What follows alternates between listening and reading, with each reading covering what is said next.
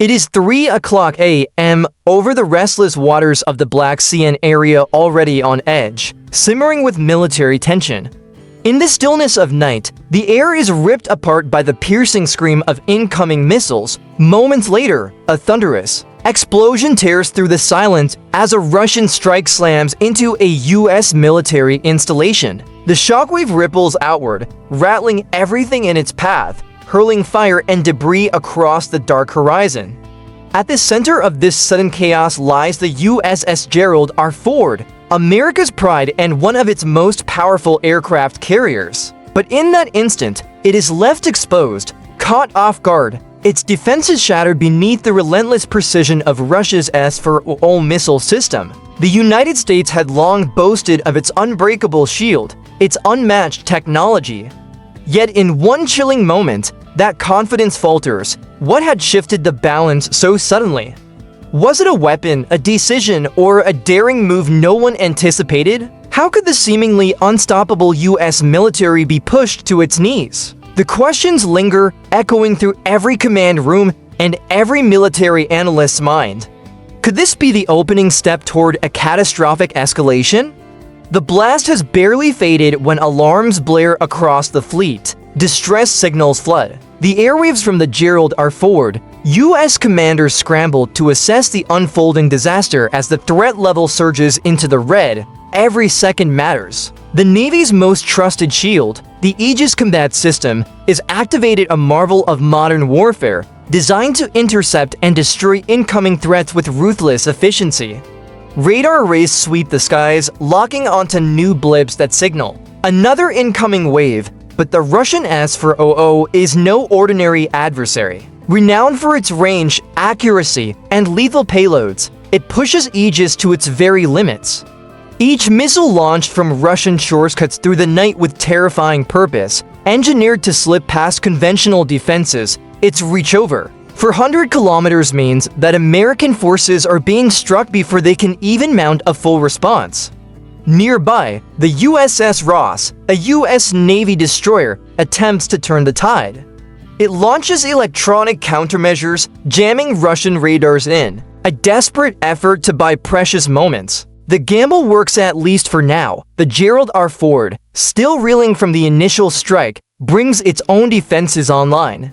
Aegis locks on, interceptor missiles streak upward in blinding flashes, lighting the night sky with arcs of fire. But Russia anticipated this. Their missiles are fast, adaptive, and armed with sophisticated counter-systems of their own. Several interceptors fail to connect. The carrier is still vulnerable, its survival hanging by a thread. Then the conflict escalates again. From Russian airbases, a new predator enters the skies, the Su-57 stealth fighter. Sleek, near invisible to radar, and carrying hypersonic weapons, the Su-57s are engineered to challenge U.S. air superiority. Their mission: deliver a decisive second strike that ensures the Gerald R. Ford is crippled beyond repair. The U.S. Navy braces for the storm. The Ross retaliates with Tomahawk cruise missiles, targeting Russian launch sites. Yet the S-400 once again proves its worth, tracking and neutralizing the incoming barrage. The balance tilts further. As Russian fighters close in, the urgency reaches a fever pitch. Fighter squadrons roar off the deck of the USS Dwight D. Eisenhower, a reserve carrier now thrust into the center of battle. F-A-18 Super Hornets and F-22 Raptors surge into the skies, engines howling, cutting through the darkness toward the advancing Su-57s. By 4:30 a.m., the conflict has transformed into a full-scale, high-tech clash of willpower. In the aerial domain, the outcome of missiles and unmatched maneuverability spearhead the U.S. counterattack, but Russia's Su-57s, masters of stealth, slip through radar locks. Almost ghost-like in the night, dogfights erupt at blistering speeds. One F-22 closes in on a Su-57, maneuvering with razor precision in a battle of reflexes, skill, and technology. Each missile launched, each evasive roll, carries the weight of history. Above the Black Sea, the future of two great powers teeters on the edge. And this is only the beginning. The F-A-18 Super Hornet maneuvers hard. Slipping behind the Su-57, a missile streaks out, locking onto its target, and in seconds, one of the Russian stealth fighters is ripped apart midair in a fiery explosion. Victory, however, proves short-lived. Another Su-57 quickly retaliates, locking its sights on a second Super Hornet. The Russian missile explodes dangerously close, knocking the aircraft off balance. With systems failing, the jet spirals downward toward the dark waters of the Black Sea. The pilot ejects just in time, parachuting to safety, but the loss is bitter and the outcome of the aerial battle remains far from certain. On the ground, NATO and US forces surge into motion. The Russian bombardment of the Black Sea base demands immediate retaliation. A rapid response counter-strike team, comprised of elite special forces, is deployed under the cover of night. Their mission: infiltrate Russian missile sites along the Black Sea coastline and disable them before they can unleash another barrage. Equipped with advanced night vision gear and moving with surgical precision, the operatives cut through hostile terrain, constantly mindful of the S-400 defense systems looming overhead. Each step carries the risk of detection as Russian radar sweeps relentlessly across the region. Meanwhile, in the skies above, the US Navy remains engaged in a brutal contest. Warships shift into new formations, preparing a decisive counterstrike. The USS Ross, battered but still fully operational, coordinates with NATO's naval fleet. Together, they unleash salvos of anti-ship missiles aimed squarely at Russian coastal defenses, striking at the S-400 launch batteries positioned along the shoreline. The goal is clear: cripple Russia's capacity for offensive strikes and force them onto the defensive.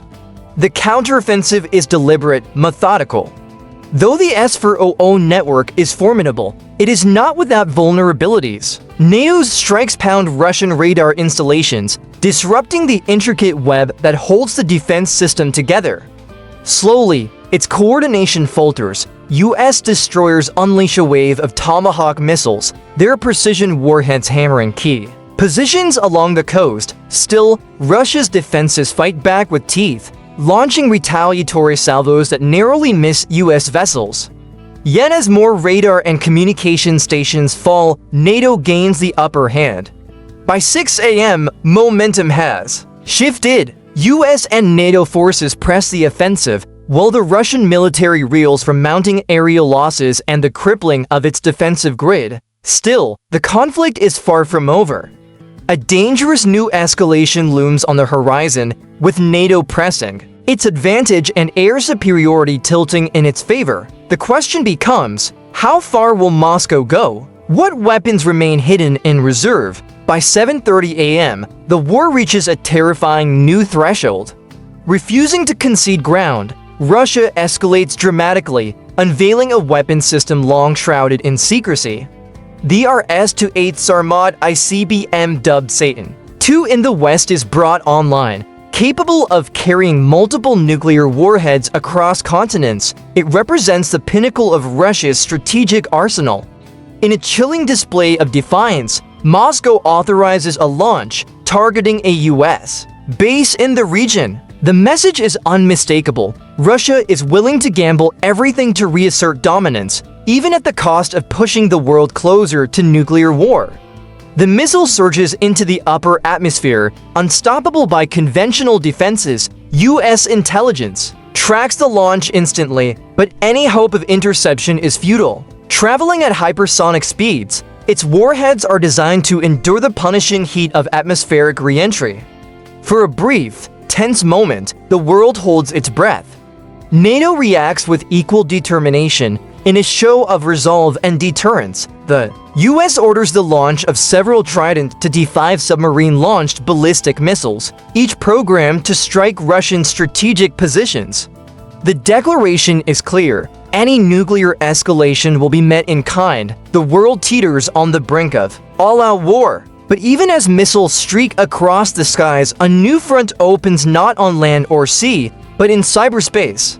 Russian state-sponsored hackers unleash a devastating cyber assault against NATO's command infrastructure. Communications networks falter, satellite feeds are disrupted, and missile guidance systems begin to flicker with errors. Some of NATO's most advanced interceptors suddenly find themselves compromised, their effectiveness reduced in the crucial window of response. The shock is immediate. NATO's edge in technology has become a vulnerability. The attack spreads like wildfire. Military communications black out across key sectors of the battlefield, leaving commanders blind. While Russia's own systems also feel the sting of cyber interference, their hardened networks prove more resilient. The S-400 continues on its deadly trajectory, unhindered. In the chaos, the fragile chain of command begins to unravel. NATO must fall back on improvised methods of coordination, relying on ground-level intelligence and human decision-making in place of satellite precision. Russia seizes the moment, maneuvering silent hunters its submarines into new positions. These undersea predators, often invisible until they strike, prepare to launch additional ballistic missiles if the conflict spirals further out of control. By 8:30 a.m., the battle has entered its darkest hour. The fate of nations now hinges not only on firepower but on resilience, adaptability, and the choices made in the next few decisive minutes. At dawn, tensions reach an unprecedented peak. The United States and NATO remain engaged, but their ability to coordinate has been severely crippled. Russian forces, having foreseen such vulnerabilities, exploit the disarray brought on by cyber warfare, maneuvering with greater freedom and precision. The critical question now emerges: will Russia seize this fleeting advantage, or will the US and NATO restore their command structure in time to avert disaster?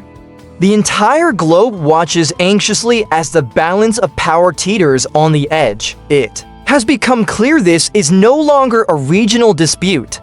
This conflict is a test of global alliances, systems, and readiness. As the clock advances toward 9 a.m., a new and unexpected force shifts the balance yet again. While NATO scrambles to recover from the cyber onslaught and the looming threat of Russia's S-400 intercontinental missile, China suddenly enters the arena. What began as a storm between Washington and Moscow now spills across the world stage, pulling Beijing directly into the fray.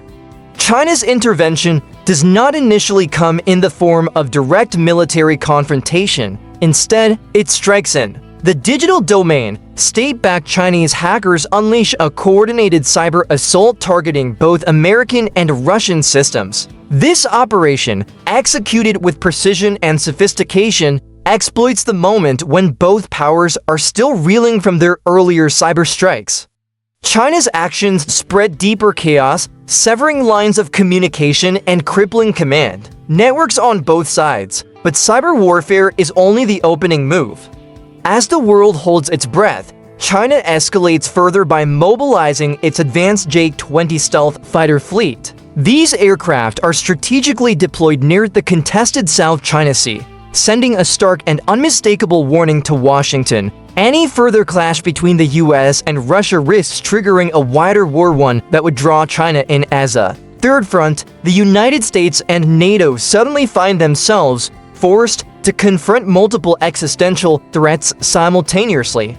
The S-400 missile still streaks toward its target, yet now an even greater danger looms: China's direct involvement. The strategic balance has shifted dramatically, and new questions arise. Can NATO and the US withstand this compounded crisis, or has the tide of global conflict irreversibly turned?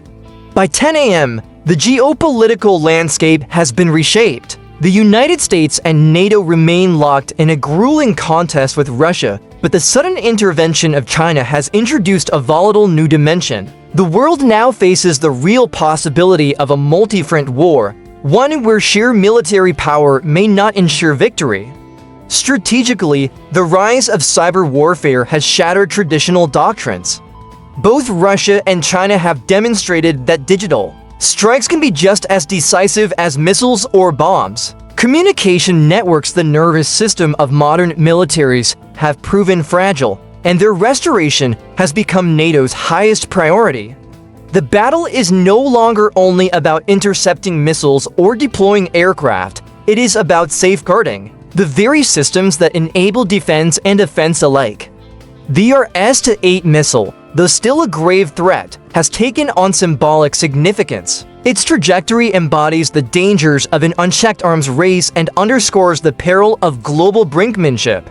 If it strikes, the consequences will reverberate far beyond physical destruction.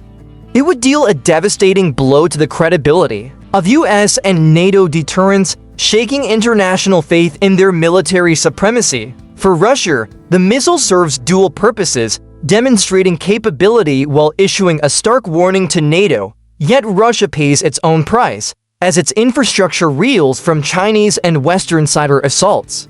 Even its formidable S-400 defense systems face the risk of being overwhelmed, threatening Moscow's long-term regional influence.